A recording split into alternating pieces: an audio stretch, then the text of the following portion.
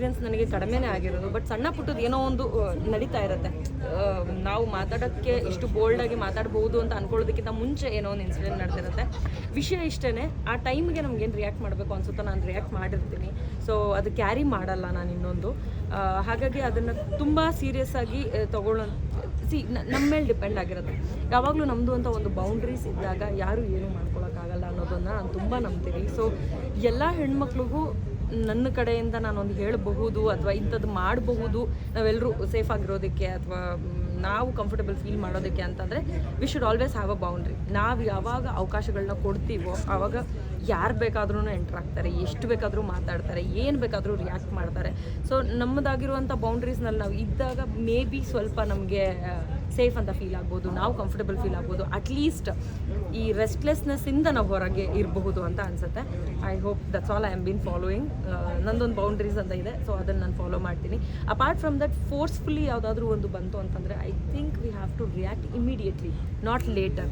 ನಾಳೆ ಅಪ್ಪಂಗೆ ಹೇಳೋಣ, ನಾಡಿದ್ದು ಅಮ್ಮಂಗೆ ಹೇಳೋಣ ಅಂತ ಮಾಡೋದಕ್ಕಿಂತ ಮುಂಚೆ ಯಾರು ಕಂಫರ್ಟಬಲ್ ಆಗಿರ್ತಾರೋ, ಅಂದರೆ ಇವಾಗ ನಮಗೆಲ್ಲೋ ಒಂದು ಅನ್ಕಂಫರ್ಟಬಲ್ ಫೀಲಿಂಗ್ ಬರ್ತಾಯಿದೆ, ಯಾರಿಂದನೋ ಆ ಥರ ಒಂದು ಏನಂತಾರೆ ಆ ಕಡೆಯಿಂದ ಒಂದು ಅಪ್ರೋಚ್ ಬರ್ತಾ ಇದೆ ಅಂತ ಅಂದಾಗ ನಮಗೆ ಕಂಫರ್ಟಬಲ್ ಆಗಿ ಯಾರು ಇರ್ತಾರೋ, ನಮ್ಮ ಬ್ರದರ್ಸ್ ಆಗಿರ್ಬೋದು, ಸಿಸ್ಟರ್ಸ್ ಆಗಿರ್ಬೋದು, ಎನಿಬಡಿ ಫಾರ್ ದ್ಯಾಟ್ ಮ್ಯಾಟರ್, ಅಪ್ಪ ಅಮ್ಮ ಯಾರೇ ಆಗಿರ್ಬೋದು ಅಥವಾ ಕ್ಲೋಸ್ ಫ್ರೆಂಡ್ ಆಗಿರ್ಬೋದು, ಯಾರಾದರೂ ಒಬ್ಬರ ಹತ್ರ ಹೇಳ್ಕೊಳ್ಳಿ, ಏನಾದರೂ ಒಂದು ಸೊಲ್ಯೂಷನ್ ಖಂಡಿತವಾಗ್ಲೂ ಸಿಗುತ್ತೆ.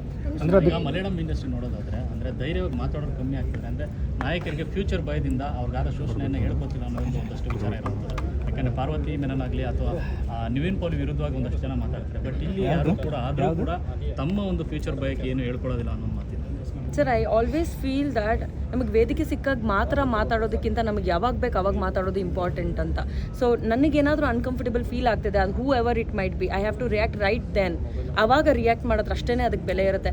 ಯಾರೋ ಒಬ್ಬರು ಮಾತಾಡ್ತಿದ್ದಾರೆ, ಕಮಾನ್ ನಾನು ಇವಾಗ ಹೋಗಿ ಮಾತಾಡ್ತೀನಿ ಅನ್ನೋಂಥ ಯೋಚನೆ ನನಗೆ ಯಾವತ್ತೂ ಬಂದಿಲ್ಲ. ಸೊ ಹಾಗಾಗಿ ಐ ಡೋಂಟ್ ನೋ, ಅದು ಅವ್ರವರ ಭಾವಕ್ಕೆ ಅಥವಾ ಅವ್ರವರ ಒಂದು ಏನಂತಾರೆ ಪರ್ಸ್ನಲ್ ಥಾಟ್ ಆಗಿರುತ್ತೆ. ನಾನು ಅದ್ರ ಮೇಲೆ ಏನೂ ಕಮೆಂಟ್ ಮಾಡೋದಕ್ಕೆ ಇಷ್ಟಪಡಲ್ಲ. ನನಗೆ ಏನಾದರೂ ಅನ್ಕಂಫರ್ಟಬಲ್ ಆಗ್ತಾ ಇದೆ ಅಥವಾ ಯಾರಿಂದಾದ್ರೂ ಅನ್ಕಂಫರ್ಟಬಲ್ ಫೀಲಿಂಗ್ ಬರ್ತಾ ಇದೆ ಅಂತಂದರೆ ಐ ರಿಯಾಕ್ಟ್ ಇಮಿಡಿಯೇಟ್ಲಿ.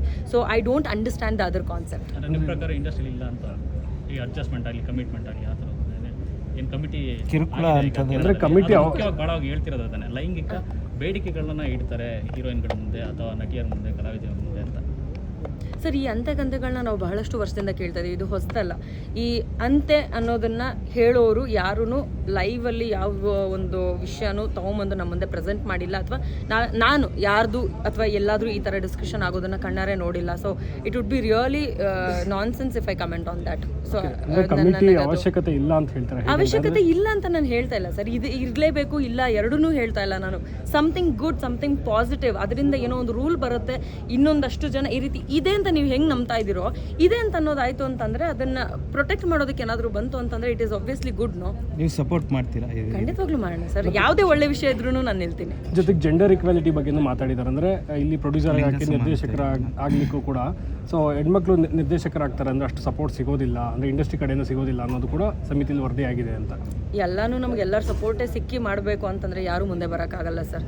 ನಮ್ಮ ಕಾಲ ಮೇಲೆ ನಾವು ನಿಂತ್ಕೊಳ್ಳೋದಕ್ಕೆ ಏನೇನು ಮಾಡೋದಕ್ಕೆ ಸಾಧ್ಯನೋ ಅದನ್ನೆಲ್ಲದನ್ನೂ ಮಾಡಿ ನಮ್ಮ ಎಫರ್ಟ್ಸ್ನ ಒಟ್ಟಿಗೆ ಹಾಕಿ ನಮ್ಮ ಅದೃಷ್ಟನೂ ಚೆನ್ನಾಗಿತ್ತು ಅಂತಂದರೆ ಖಂಡಿತವಾಗ್ಲೂ ಆಗೋ ಕೆಲಸ ಆಗೇ ಆಗುತ್ತೆ.